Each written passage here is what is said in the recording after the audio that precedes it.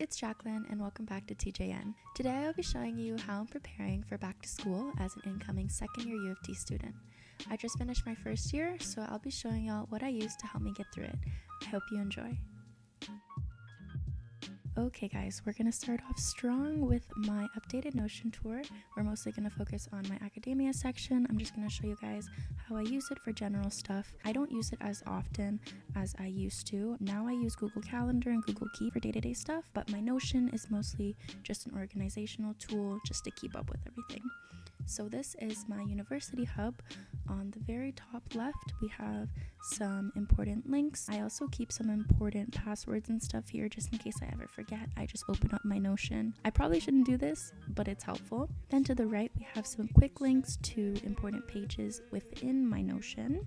Okay, moving down, I kind of don't like how this looks on my iPad. It looks a lot better on my laptop, but I couldn't figure out how to screen record, so here we are. Okay, whatever. Anyways, so moving down on the left, we have ASAP. These are things I need to do ASAP, as it says. The ongoing section is more something that there's not a specific deadline for it. I just want to get it done whenever I can. Right next to that, I built a little table, and it's just my times table. I just wanted it to look a little more cute and aesthetic.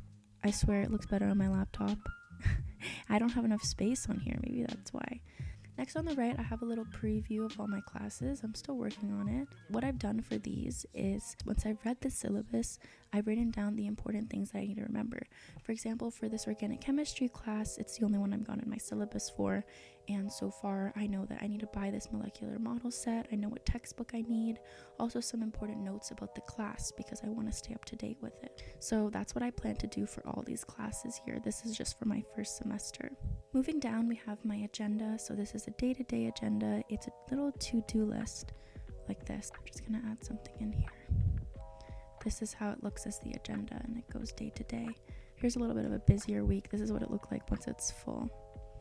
Continuing down, we have my master schedule. It's looking a little empty right now. I've started putting in the stuff that I know. Let me show you guys it when it was a little more busy. Let's go to a busy time I had. So let's go back to February. This is how my February looked. Here's how I've organized it. So if we click on one, so we have the date. I've added all my courses. I've decided to do them in rainbow order. It just helps. So this is one semester. This is my next semester. Then we have type. Sometimes I don't always add these, but here are the different types I have. Then we have the completed. So it's just yes or no, it's completed. And then these are just the days of the week. And right under that, I have my assignment tracker. As you can see, it's filtered by type. I filtered it by assignment. So reading, labs, things like this, because I'd also put personal things on my calendar. This way I can just at a glance see what assignments I have. Next, I have another to-do board, except this one is personal, social, and to buy. And then down here, this is just the table view of my master schedule. Now I'm back up at my quick links. I'm going to show you guys quickly what is up here. So we have my home section, master schedule, I just showed you guys.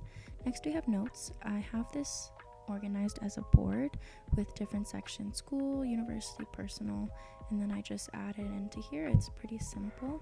I don't use this too often, but when I do, I like to keep it organized like this. Next, we have my grade calculator. I barely use this. I use an online grade calculator, to be honest. Now we have my assignment tracker. Same thing. I don't really use it too often. And the uni marks, I use this a lot. Let me show you guys how I've organized it.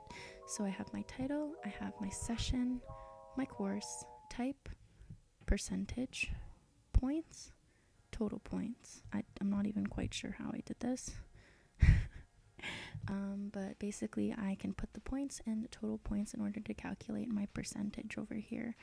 It's really useful when you're not given percentages in your uni classes, so the Notion automatically calculates it and you can see all your percentages together.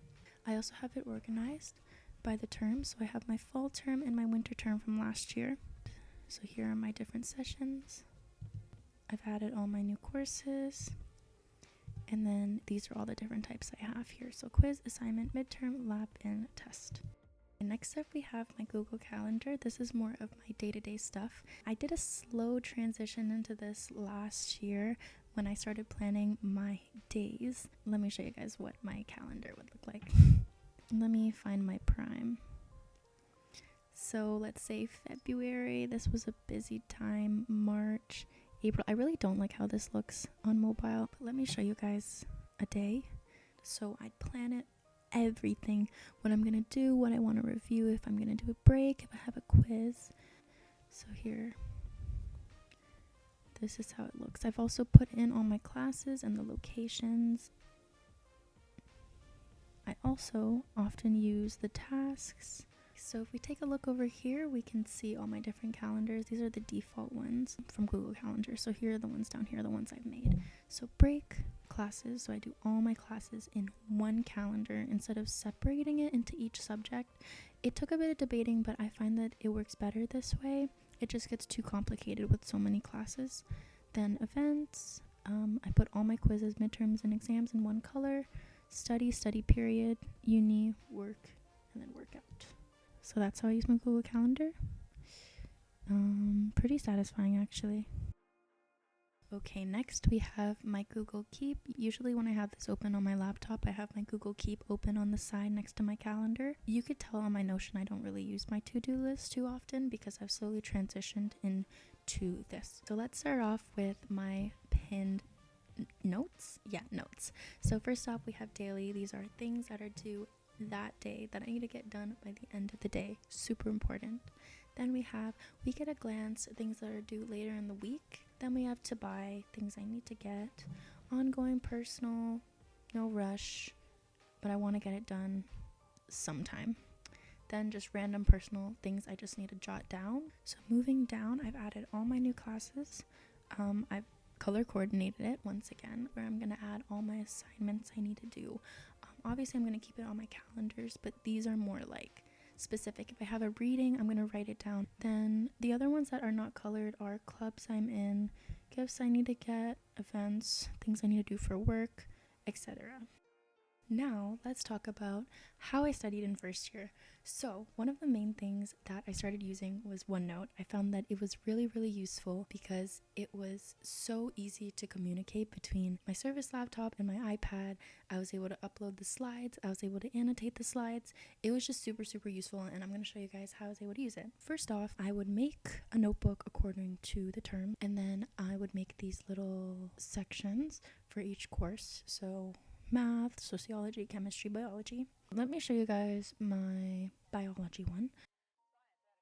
On the very top, I would keep important things that I want to look back at or things that I'm going to keep adding to. So for example, we had this etymology where each class our professor would give us different words that she'd want us to know. So I'd keep this at the very top because I would continuously be adding new words to this etymology, as well as this list of diseases. This was important for our genetics section. But usually how I usually start my section is with the syllabus. Once I receive the syllabus, I add it into my OneNote. I take some notes on the syllabus and I make little subsections on important things about the course. So we have my course schedule, and then the next one here, this was one of the main important projects in our course. It was our scientific literacy, so I'm going to keep it with the syllabus as well as these study guides that were really important. Moving on, next we had my lab schedule. This was the main section here, just the schedule, and then I made little subsections with all the outlines. The next section was my notes. So I had my chapter 1 notes, and then all the subsections were the next chapters following that. And then I would even add the chapter review, some screenshots, things like that into my notes. And one of my favorite things about OneNote is how it's unlimited. Like, you have unlimited space. It's so useful. So for the slides specifically, I'm going to move on to my chemistry because I feel like my chemistry section and slides were a little more organized.